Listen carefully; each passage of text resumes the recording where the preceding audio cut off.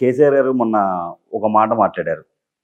నేను గంభీరంగా ఉంటాను, మౌనంగా ఉంటాను. నేను కొడితే మామూలుగా ఉండదు అని చెప్పి. ఎలా ఉంటుంది అసలు?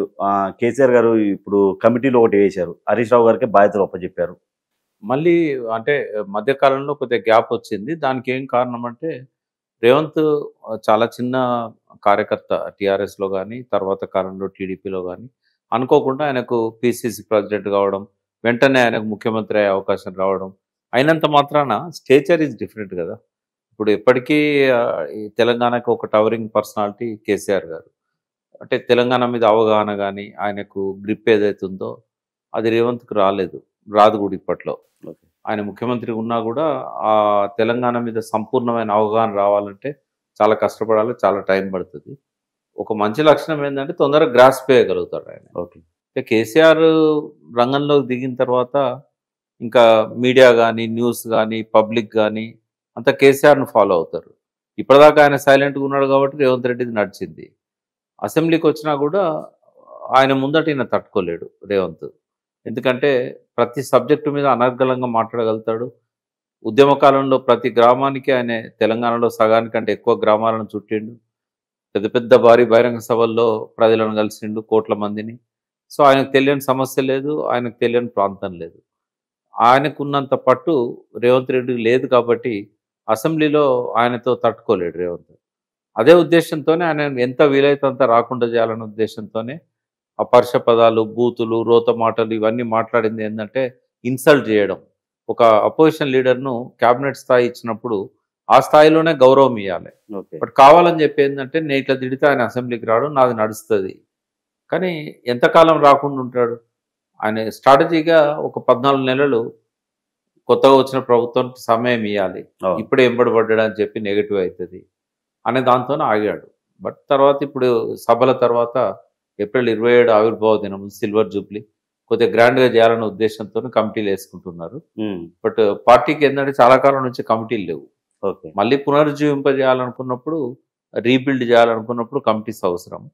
డిస్టర్బ్ అయింది కదా ఈ అధికారం పోగొట్టుకోవడం వల్ల. సో మళ్ళీ కొత్త రక్తాన్ని పార్టీలోకి ఎక్కించాల్సిన అవసరం ఉంది. ఎందుకంటే 25 ఇయర్స్ అయిన తర్వాత కొత్త కొత్త లీడర్షిప్ అనేది ఎవాల్వ్ అయింది. కాబట్టి ఇప్పుడు అపోజిషన్లో ఉన్నారు కాబట్టి మూవ్మెంట్స్ నడపాలి, ఉద్యమ స్ఫూర్తి ఉన్న వాళ్ళు కావాలి మళ్ళీ. కాబట్టి బహుశా ఈ కమిటీస్ అన్నీ కూడా కొద్దిగా డిఫరెంట్గా ఉండొచ్చు అని. హరీష్ రావు గారికే బాధ్యతలు అప్పచెప్పారు. హరీష్ రావు గారికి ఏంటంటే రూరల్ తెలంగాణ మీద బాగా పట్టుంది. కేటీఆర్ కూడా ఉంది కానీ ఆయన మొదటి నుంచి ఉన్న వ్యక్తి. కేసీఆర్ గారితో 1996 నుంచి ఆయన ట్రాన్స్పోర్ట్ మినిస్టర్ ఉన్నప్పటి నుంచి హరీష్ రావు గారు ఎంబడినారు. ఓకే. తెలంగాణ ఉద్యమంలో మొదటి నుంచి ఉన్న వ్యక్తి. మాతో పాటు 2000 నుంచి కూడా ఆయన ఉన్నాడు. కాబట్టి ఆయనకి ఎవరైంది అనేది తెలుసు. సో హరీష్ రావు గారు కమిటీలు ఈ ఏప్రిల్ 27 సభల నాటికి పూర్తి చేస్తారు. సో సభల తర్వాత కార్యక్రమాలు ముమ్మరంగా ఉండొచ్చు.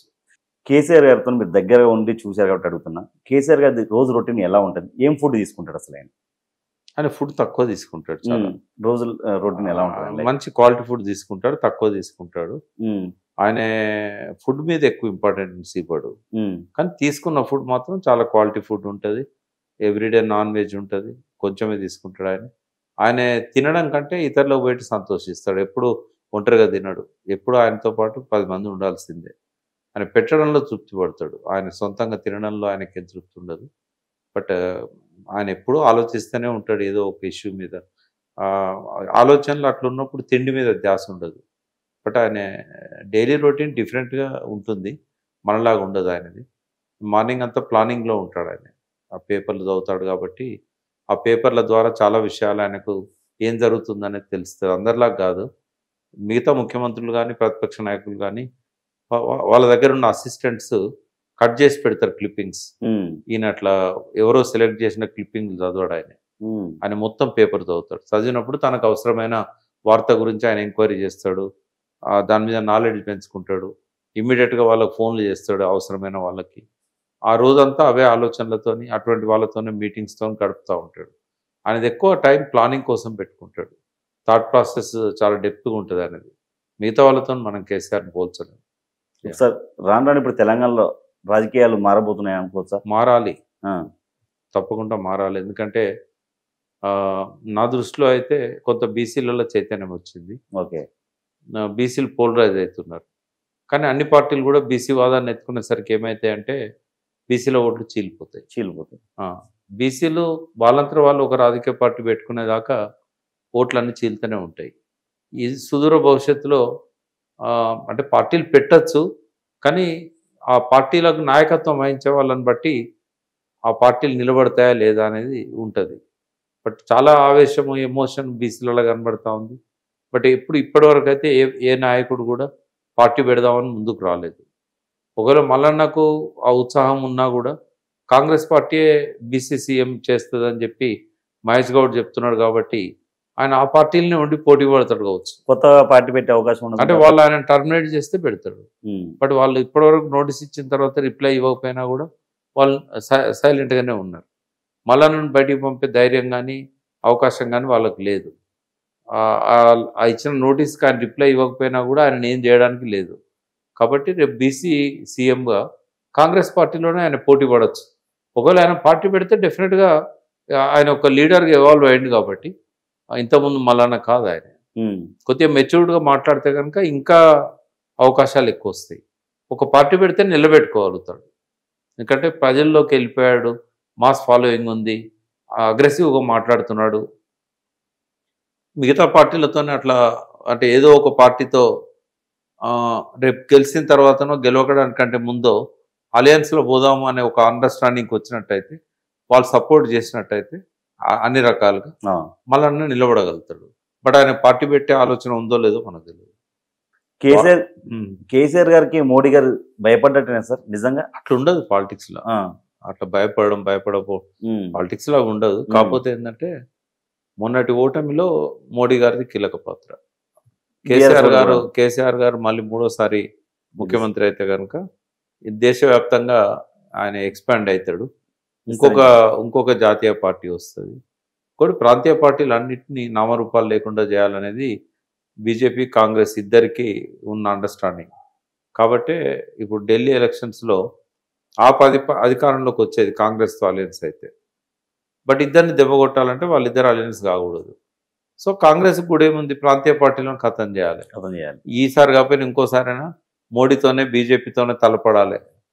కాబట్టి ఇద్దరు కలిసి అన్ని రాష్ట్రాల్లో ప్రాంతీయ పార్టీలను ఒకటి తర్వాత ఒకటి కట్ చేస్తున్నారు. సార్ ప్రజల్లో ఆల్మోస్ట్ ఇప్పటికీ చాలా వ్యతిరేకత వచ్చింది కాంగ్రెస్ పార్టీకి. 6 గ్యారెంటీల విషయాన్ని ఎలా చూడొచ్చు మనం? అంటే ఇంకా చాలా ఎక్కువ వస్తుంది. అంటే ఇప్పుడు ఎలక్షన్ ఇప్పటికిప్పుడు ఎలక్షన్ పెట్టినా కూడా మధ్యంతర ఎన్నికలు వస్తే కాంగ్రెస్ గెలవదు.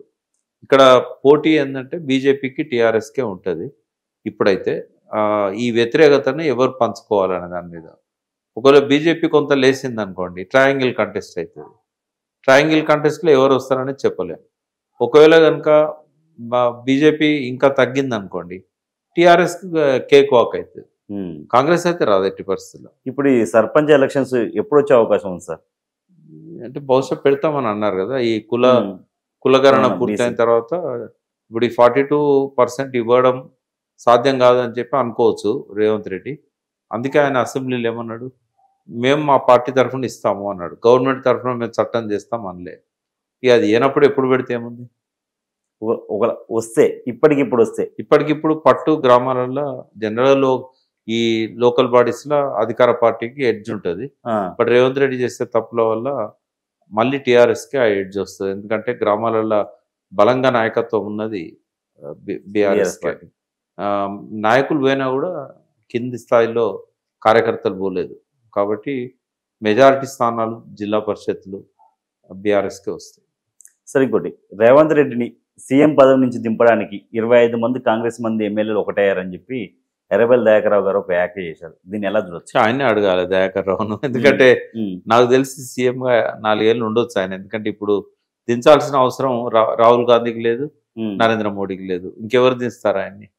ఇప్పుడు ఇంకొక ముఖ్యమంత్రికి మద్దతు ఎవరన్నా ఇస్తామంటేనే కదా దించేది. వాళ్ళిద్దరికి కూడా రేవంత్ రెడ్డి దించాలని లేదు. ఆయన బీజేపీకి సహకరిస్తున్నాడు, రాహుల్ గాంధీకి ఫండ్ పంపుతున్నాడు. ఇంకెందుకు ఆయన దించుతారు? రాహుల్ గాంధీ గారి అపాయింట్మెంటే రేవంత్ రెడ్డి గారు దొరకట్లేదు. అపాయింట్మెంట్ ఇవ్వకపోయినా కూడా ఆయన 5 ఏళ్ల పాటు కంటిన్యూ అవుతాడు. అపాయింట్మెంట్తో అవసరం ఏమున్నది? వాళ్ళు ఫోన్లో కావాలంటే మాట్లాడుకుంటారు, హాట్ లైన్ ఉంటుంది. దాంతోపాటుగా ఆయనకు ఎప్పుడు డబ్బులు అవసరం ఉన్నా రేవంత్ రెడ్డి పంపిస్తూనే ఉంటాడు ఎలక్షన్స్లలో వాటిలలో. కాబట్టి అది పెద్ద ఇంపార్టెంట్ ఏం కాదు.